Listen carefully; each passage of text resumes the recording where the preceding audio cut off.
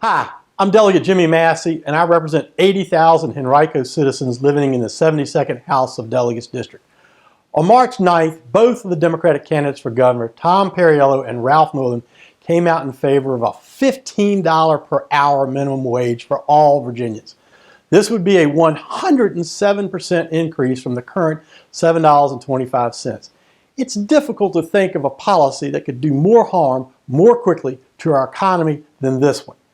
Democrats are attempting to mask their major economic policy failures with another policy that is doomed to fail. Our national economy hasn't grown at more than 3% a year in the past 11 years. This is the worst economic performance of the past century.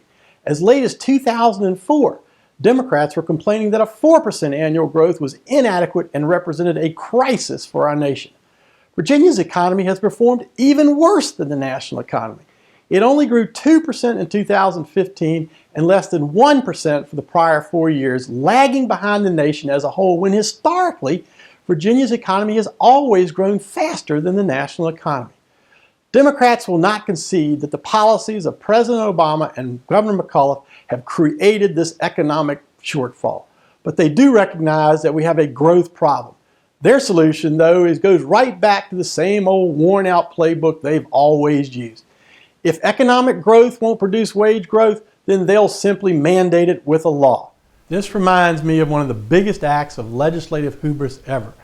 This week we mark Pi Day, March 14th, in recognition of the ratio of a circle's circumference to its diameter, 3.14 and so on. Pi is one of those things about the universe that never changes, no matter how much we might want it to. Democrats never change. Their economic policies do not work for the economy or in the polling booth. Just ask Hillary Clinton. In 1897, the legislature of Indiana entertained a bill that was set to declare the value of pi as 3.2. Mathematicians the world over howled at the idea, and the bill died a quick death in the Indiana Senate. You just can't legislate mathematical reality out of existence, but that's just what Ralph Northam and Tom Perriello have promised to do. In their race to the liberal left, these two candidates have proposed a wage that is more than twice the existing minimum wage. Even liberal Maryland, not known as a bastion of free market economics, would have a lower minimum wage. A full 70% of our businesses and residents are within an hour of a lower minimum wage state. It doesn't take a mathematician to figure out what happens. Virginia businesses and customers will simply vote with their feet and take their jobs and economic activity out of the Commonwealth. Economists across the political spectrum agree that a $15 minimum wage would be a disaster. Vox.com, the center-left Brookings Institute, and President Obama's former chief economic advisor have all come out against a $15 minimum wage. The reason the policy is so damaging is simple.